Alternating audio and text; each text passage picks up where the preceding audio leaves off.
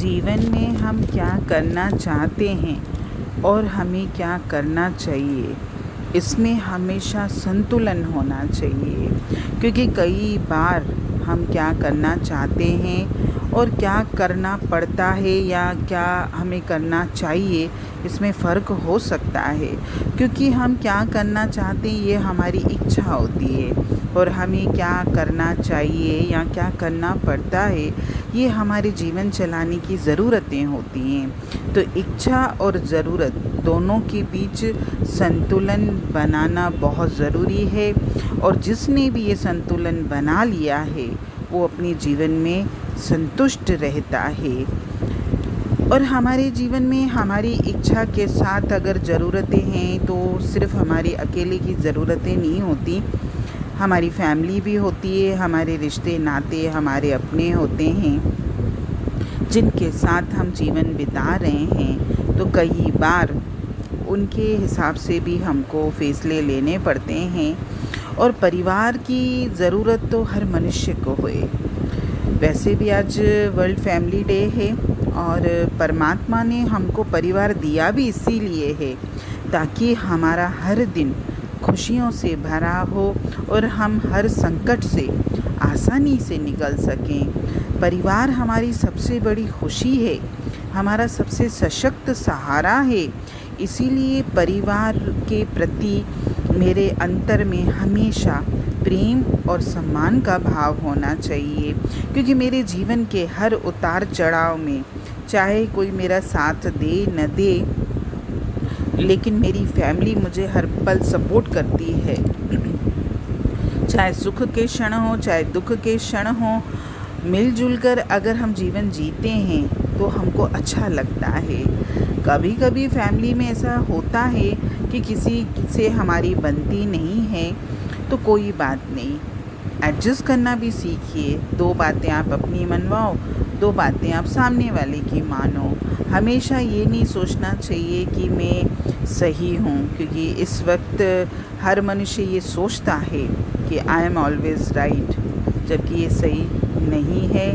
क्योंकि हर किसी में परमात्मा ने अगर 2 अच्छाइयाँ दी हैं तो 2 कमियाँ भी हैं।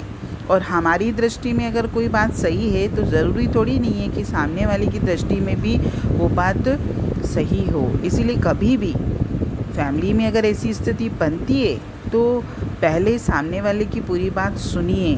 पूरी बात सुने बिना अपना आपा नहीं खोना चाहिए। इससे क्या होता है कि घर में झगड़े बढ़ते हैं और हमारे जो प्रेम के संबंध हैं वो ख़राब होते हैं। और इस समय तो दौर ये चल भी रहा है कि छोटी छोटी बातों से लोग बाहर नहीं लड़ाइयाँ कर रहे, सारे झगड़े सारी लड़ाइयाँ आजकल अपने परिवारों में ही हो रही हैं। शिकवे शिकायत जीवन भर रहेंगे, कोई बात नहीं, लेकिन शिकवे शिकायत को बस इससे आगे नहीं बढ़ना है। क्योंकि शिकवे शिकायत जब बहुत ज़्यादा बढ़ जाते हैं तब वो द्वेष का रूप ले लेते हैं और हमको द्वेष किसी से नहीं करना है। अगर आज सुख के पल हैं, आज अच्छा है मेरे जीवन में सब कुछ, तो मुझे लगता है कि मुझे किसी की ज़रूरत नहीं है। लेकिन प्रकृति में हर पल परिवर्तन हो रहा है और हर किसी के जीवन में सुख दुख रहते ही हैं। अगर आज सुख की घड़ी है तो पता नहीं कल मेरे जीवन में कौन सी घड़ी आएगी। इसीलिए परिवार के रिश्तों का हमेशा मान करिए। और अगर हम चाहते हैं कि हमारा भविष्य अच्छा हो, कठिन समय में मुझे एक बहुत पावरफुल सपोर्ट चाहिए, तो इसके लिए मुझे फैमिली की ज़रूरत पड़ेगी।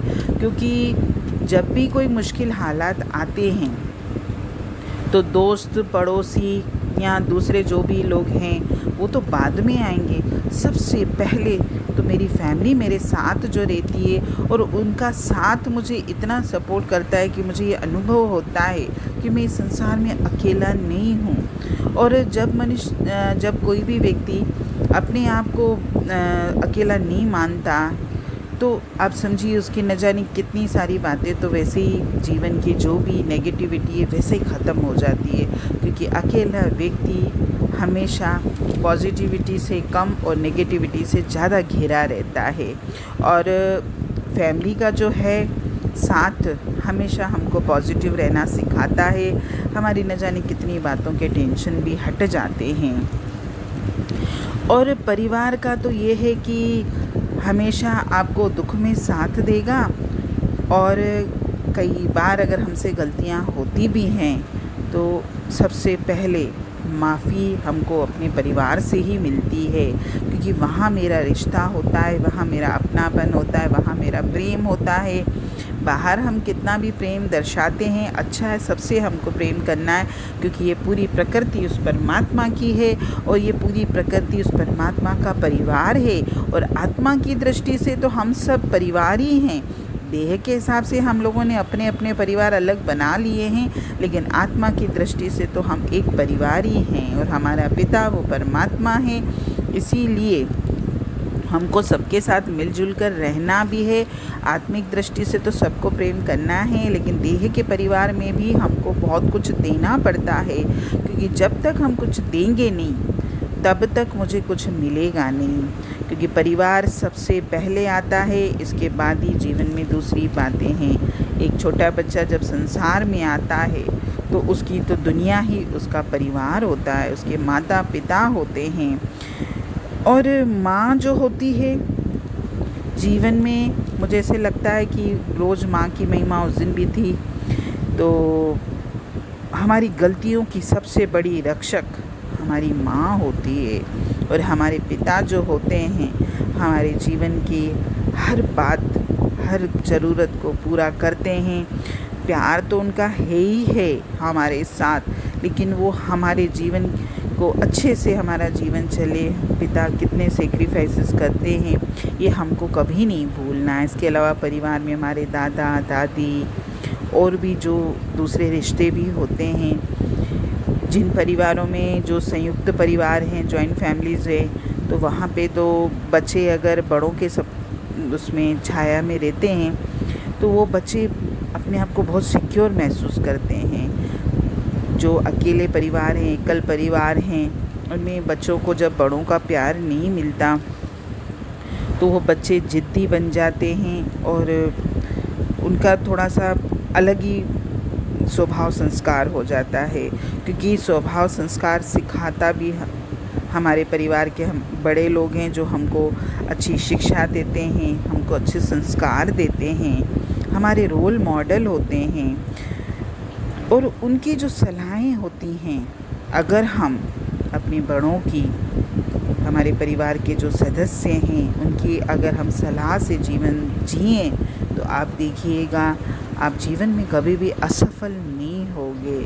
और परमात्मा ने तो हमको परिवार दिया भी इसीलिए है कि हम जीवन में अच्छे से चलें, हमारी अच्छाइयों की, हमारी कमियों की, हमारी सफलताएं असफलताएं सब हमारे साथ लेने वाला कोई तो है, मेरा परिवार है।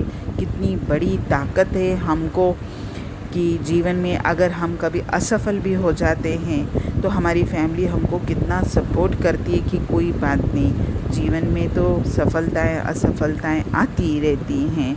तो इंसान कितना खुश हो जाता है, क्योंकि जब कोई भी व्यक्ति किसी भी बात में हारता है तो वो बहुत निराश हो जाता है, लेकिन जब उसको अपनों का साथ मिलता है तो उसकी निराशा भी आशा और खुशी में बदल जाती है।